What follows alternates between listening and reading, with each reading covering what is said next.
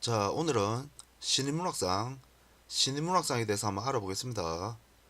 문학상이란 문학의 육성과 발전을 위해 문학단체, 문학잡지사, 출판사, 정부기관 등이 일정한 기준과 취지에 부합하는 문학가 또는 문학작품에 주는 상을 말합니다. 우리나라는 시 분야에서만 한 해 약 200여 개 이상의 크고 작은 문학상을 시행하고 있습니다.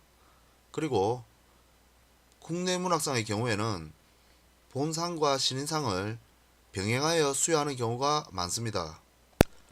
여기서 본상과 신인상을 병행한다는 말은 하나의 공모전에 서로 다른 두 종류의 경로를 통해서 문학작품을 뽑는다는 말입니다.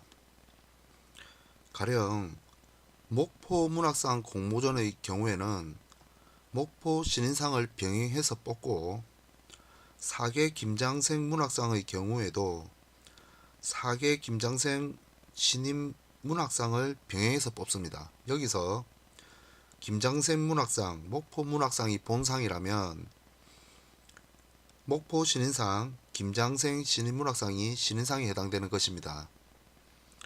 본상의 경우에는 등단 시인을 대상으로 하고 신인 문학상의 경우에는 미등단 신인을 대상으로 하는데, 이러한 신인문학상 공모전에 응모하여 당선되면 등단을 하게 됩니다. 문학상 본상의 경우는 해마다 실시되는 각종 문학 행사에서 수여하는 상입니다. 문학상 설립 취지에 맞는 문학작품이나 시인을 선정하여 상을 줍니다. 대개 최근 출간된 시집을 대상으로 수상자를 선정하는 경우가 많습니다.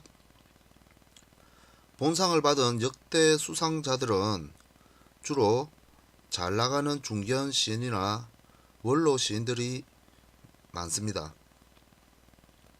상금도 작게는 500만원에서 많게는 2천만원, 3천만원까지 상금을 받습니다.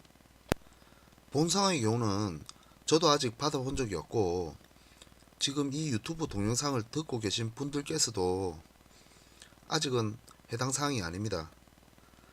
우리가 주목해야 할 부분은 본상과 더불어 실시하는 신인상입니다. 신인상의 경우는 3편에서 5편, 많게는 10편의 시를 공모기간 내 응모하여 당선이 되면 받게 되는데, 당선자들은 당선 통보와 더불어 문학행사 초청장을 받게 되고 행사장에 참석하여 시상식을 통해서 신인상을 받습니다. 이러한 신인상의 경쟁률은 작게는 500대 1에서 많게는 2000대 1까지 다양합니다. 상금 역시 작게는 100만원에서부터 많게는 1000만원에 이르기까지 다양합니다. 공모전 응모와 관련해서 일부 문인들은 부정적인 견해를 가진 분들이 계십니다. 창작 활동은 순수 예술을 지향하는 장르인데, 공모전의 경우에는 자신이 쓰고자 하는 작품을 쓰는 것이 아니라 공모전의 성격이나 취지에 맞는 작품을 쓰는 것이므로 이러한 결과물은 순수 예술 활동이 아니라는 것이 그들의 주장입니다. 게다가 공모전의 같은 경우에는 대체로 상금이 높습니다. 여러 공모전을 열심히 응모하다 보면 여러 곳에서 당선을 하게 되는데, 이러한 결과물을 두고 시를 쓰려는 목적이 아니라 단지 돈을 벌려는 목적이 아니냐는 비판의 목소리가 높습니다. 저 같은 경우는 공모전에 대해서 긍정적으로 생각하고 있습니다. 어떤 글이 순수한 의도로 쓰여졌건 아님 어떤 취지나 목적에 부합하는 글이든 간에 작가는 문학작품 활동을 계속적으로 하는 행위 자체가 중요하다고 생각하기 때문입니다. 높은 경쟁률을 뚫고 여러 공모전에 당선된 경우도 마찬가지입니다. 이러한 경우는 자신이 쓴 글이 좋은 작품으로 검증받았다는 증거이기도 합니다. 우리나라에는 배고픈 문인들이 많습니다. 이렇게 해서 얻어진 경제적 이익은 정당한 노력의 대가라고 생각합니다. 다만 유의해야 할 사항이 있습니다. 공모 요강을 준수해야 한다는 것입니다. 가령 미등단 시인을 대상으로 하는 공모전에 등단한 시인이 응모를 한다든가 10년이 훌쩍 넘은 기성문인이 5년 이내에 신인 작가들을 대상으로 하는 공모전에 응모한다든가 지역 나이 성별에 제한을 두는 공모전에 타인의 이름으로 응모를 한다 하는 경우에는 당선 취소는 물론 비판받아 마땅할 것입니다. 자, 다음으로 문학상을 주최하는 기관에 대해서 한번 알아보겠습니다. 우리나라에는 시 분야에서만 한 해 약 200여 개 이상의 문학상을 시행하고 있습니다. 이러한 문학상 공모전을 주최하는 기관은 문학예술단체에서부터 기업 및 종교단체에 이르기까지 다양합니다. 우선 문학 및 예술단체로는 한국문인협회 지부와 한국예술문화단체 총연합회 지부를 들 수 있습니다. 이러한 지부에서는 한 해의 집행 예산 중 일부를 각 지역에서 해마다 실시하는 문학 행사를 운영하는 데 사용하고 있습니다. 가령 포항문인협회에서는 포항 소재 문학작품 공모전을, 목포문인협회에서는 목포문학상을, 경북예총에서는 독도문예대전에 예산을 집행하고 있습니다. 다음으로 각 지역의 문학관 및 문화원을 들 수 있습니다. 남해유배문학관에서는 김만중 문학상을, 목포문학관에서는 목포문학상을, 김달진 문학관에서는 김달진 문학제 및 김달진 문학상을, 옥천문화원에서는 지용신인문학상을, 공주문화원에서는 웅진문학상을 주최하고 있습니다. 문학상을 주최하는 세 번째 기관으로는 정부기관을 들 수 있습니다. 문화체육관광부 예하부서 중에 문학 분야를 담당하는 문화예술정책팀에서는 해마다 각 지역에서 실시하는 문학 행사 및 공모전에 예산을 편성하고 운영을 지원하고 있습니다. 국토교통부에서는 해양문학상, 철도문학상, 항공문학상을 지원하고 있습니다.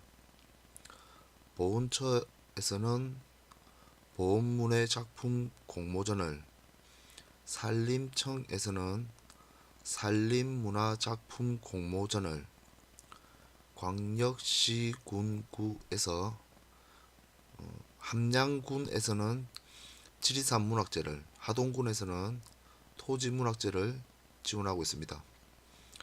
울산항만공사에서는 등대문학상을, 의령군 충익관리사무소에서는 해마다 청강문학상을 주최하고 있습니다. 다음으로는 재단법인을 들 수 있습니다.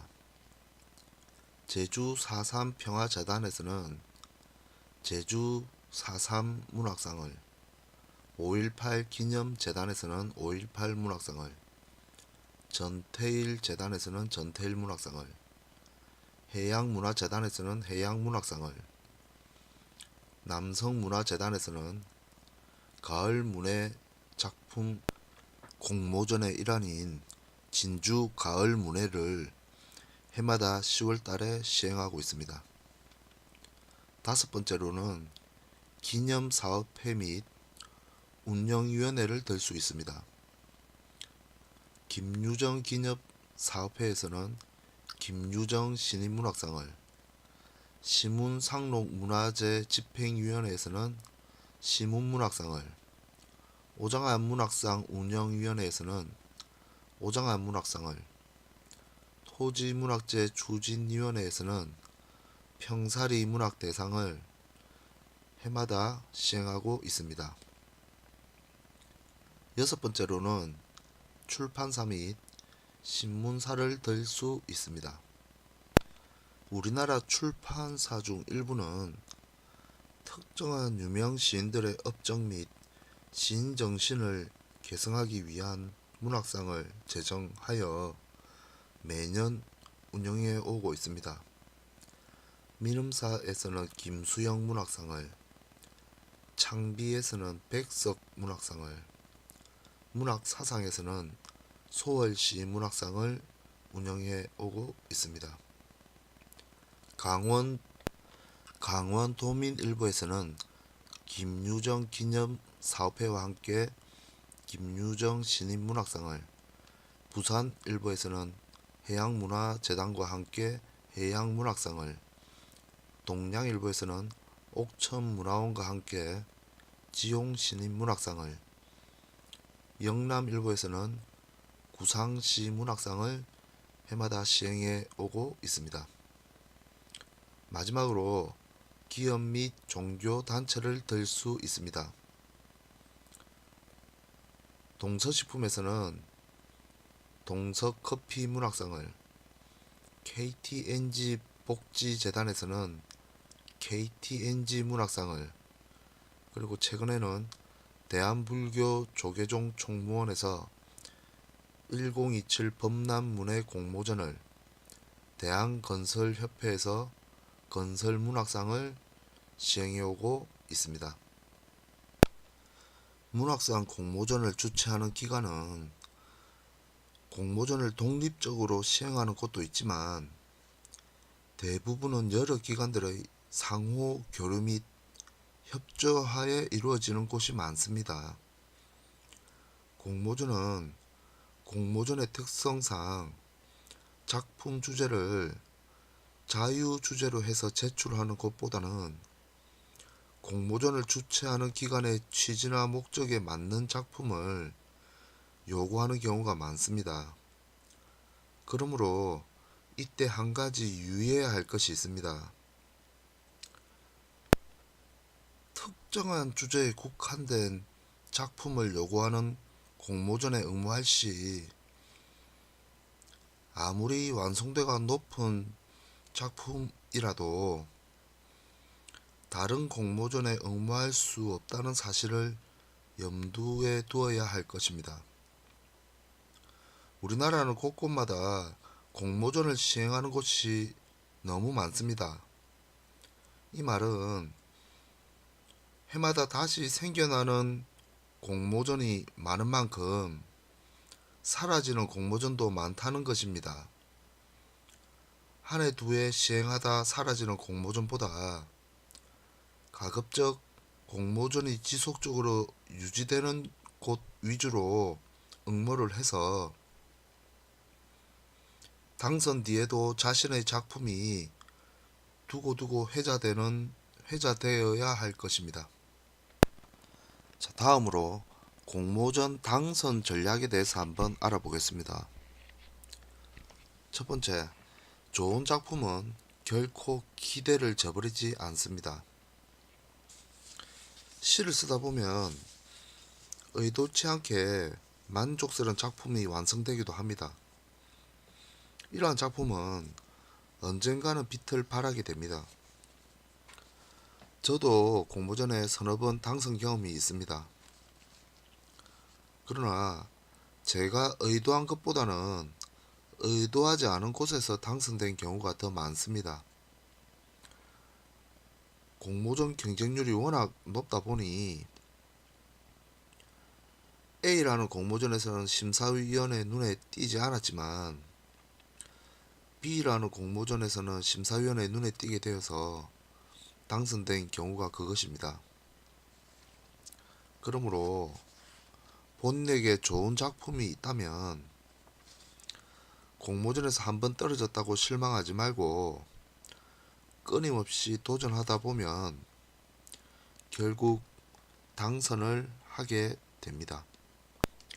두 번째로 자신의 신분이 응모자라는 사실을 잊지 말아야 할 것입니다. 공모전에서 여러 번 떨어지다 보면 불평과 불만이 많은 사람들이 있습니다. 그들의 불평과 불만을 곰곰이 들어보면 심사위원들이 자신의 작품 세계를 이해하지 못한다거나 혹은 알아주지 못한다는 불평이 그것입니다. 세상에는 순리라는 게 있습니다. 공모전은 자신의 작품 세계를 보여주기 이전에 먼저 시를 쓸 수 있는 역량이 있는지를 검증받는 절차 과정입니다. 자신의 작품 세계는 등단 이후에도 얼마든지 보여줄 수 있습니다. 그러므로 항상 응모자라는 신분을 잊지 말고 공모전에 도전을 하다 보면 좋은 결과를 얻을 수 있을 것입니다. 세 번째로 각 공모전의 특징을 면밀히 파악해서 응모해야 할 것입니다. 간혹 공모전에 도전하시는 분들 중에 공모전의 공모 요건과 상관없이 작품을 응모하는 분들이 계십니다. 공모전은 공모전을 시행하는 목적과 취지가 분명히 있습니다. 가령 범람문의 공모전 같은 경우는 군사 독재가 종교 탄압, 그 중에서도 불교를 탄압하던 사건을 대중들에게 널리 알리려고 하는 목적을 가지고 공모전을 시행하는 것입니다. 그리고 그러한 당선작을 책자로 발간해서 많은 사람들에게 널리 알리려는 의도도 있습니다. 이러한 취지에 부합하지 않고 자신이 서정시를 좋아한다고 서정시를 응모하거나 현대시의 난해한 시들을 응모하다 보면 당연히 당선 확률은 낮아질 수밖에 없습니다. 네 번째로 공모전에 응모할 예정이 있으신 분들은 1년간의 공모전 스케줄을 미리 파악하고 있어야 할 것입니다. 옛말에 아무리 머리가 똑똑해도 노력하는 자를 따라갈 수 없다고 했습니다. 시인의 유형 중에도 천재형과 노력형이 있는데 1년간 공모전을 파악하며 시를 쓰는 분들은 노력형 시인에 가깝다고 볼 수 있습니다. 이렇게 1년간 공모전 스케줄을 미리 파악하고 있다 보면 우선 몇 달 전부터 공모전을 미리미리 준비할 수 있습니다. 그리고 매달 자기가 처한 여건에 따라서 포기할 공모전과 도전할 공모전에 명확한 구분이 생기게 됩니다. 날짜에 급급해서 응모를 하는 것보다 훨씬 더 탄탄한 작품이 완성되고 그 결과 당선으로 이어지는 것입니다. 마지막으로 당선작은 가장 좋은 스승입니다. 당선작은 시험으로 치면 기출문제에 해당합니다. 해서 당선작을 많이 읽다 보면 자신의 작품 수준과 당선작의 수준이 비교가 됩니다. 그 결과 자신의 작품이 당선되기 위해서는 어느 정도의 수준의 작품을 써야 할지를 가늠할 수가 있게 됩니다. 해서 이러한 수준의 작품들을 여러 공모전에 응모하다 보면 결국 당선으로 이어질 수 있습니다. 마지막으로 월별 문학상 및 공모전의 종류에 대해서 알아보겠습니다. 먼저 시기 1월달에는 제주 4.3 평화문학상이 있습니다.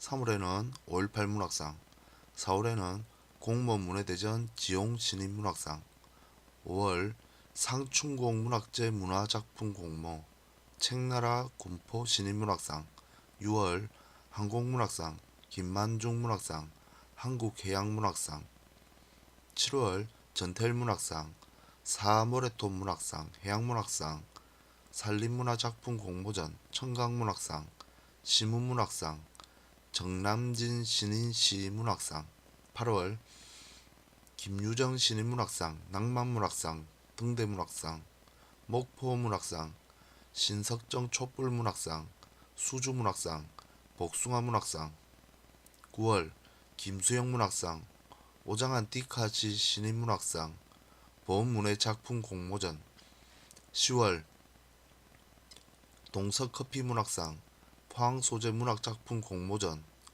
1027 범람문예 공모전, 진주가을문예, 서귀포 문학작품 공모, 토지문학제 평사리문학대상, 오장한 신인문학상, 박상융상, 웅진문학상, 금샘문학상, 오산문학신인상, 풀꽃문학상, 김포문학상, 난구만 신인문학상, 보험문예작품 공모, 여수해양문학상, 해동공자 채춘문학상, 11월 담양 송순문학상, 월명문학상, 전국성호 신인문학상, 신라문학대상, 광명 전국 신인문학상, 12월 의정부 전국 문학작품 공모, 영남일보 구상문학상, 광수문학상, 야학문학상 등이 있습니다. 우선 이렇게 많은 문학상 중에 가장 특징점 중에 하나는 가을에 공모전이 가장 많다는 것입니다. 아무래도 가을이 독서의 계절이고 문학 행사도 이 시즌에 가장 많다 보니 공모전도 가장 많은 것 같습니다. 그리고 두 번째로 웬만한 공모전 같은 경우에는 자격 제한이나 나이 제한이 없는데 몇몇 특징 공모전은 작품 주제나 나이, 성별 등등에서 여러 제한들이 있습니다. 이러한 구체적인 내용을 한번 살펴보겠습니다. 우선 작품 주제에 제한이 따르는 공모전입니다. 먼저 금샘문학상과 웅진문학상이 있습니다. 금샘문학상 같은 경우에는 부산시 금정구를 소재로 한 문화작품을 응모해야 합니다. 다음으로 웅진문학상 같은 경우에는 공주의 자연이나 역사, 인물과 관련된 소재로 문학작품을 응모해야 됩니다. 그리고 청강문학상 같은 경우는 공모요강에는 곽재우 장군의 숭고한 뜻을 기려이는 것을 응모를 해야 된다고 하고 있으나 실질적으로 당선작들을 살펴보면 꼭 곽재우 장군의 어떤 그 중의정신의 작품들만 당선되는 것이 아니라서 여기서 제외시켰습니다. 다음으로 응모 대상의 제한이 따르는 공모전입니다. 먼저 공무원 문예대전 같은 경우에는 응모 대상자들을 공무원으로 한정을 시킵니다. 그리고 근로문화예술제 같은 경우에는 응모 대상을 직장인으로 한정시킵니다. 그리고 동서커피 문학상 같은 경우에는 남성들은 응모를 할 수 없고 여성들만 응모를 할 수 있습니다. 참고로 예전에는 1년에 매년 시행을 했으나 최근에는 경연제로 문학상을 시행하고 있습니다. 그리고 등대문학상 같은 경우에는 주제를 등대나 바다로 해서 작품을 응모해야 합니다. 해양문학상 같은 경우에는 주제를 바다로 국한해서 응모를 해야 합니다. 마지막으로 나이 제한이 따르는 문학상이 있습니다. 최근에 신설된 KTNG 문학상 같은 경우에는 만 60세 이상의 노인분들을 대상으로 문학작품을 받습니다. 마지막으로 문학상 공모전 일정과 관련해서는 우리나라에서 엽서시 문학 공모전이 제일 체계적으로 잘 정리가 되어 있습니다.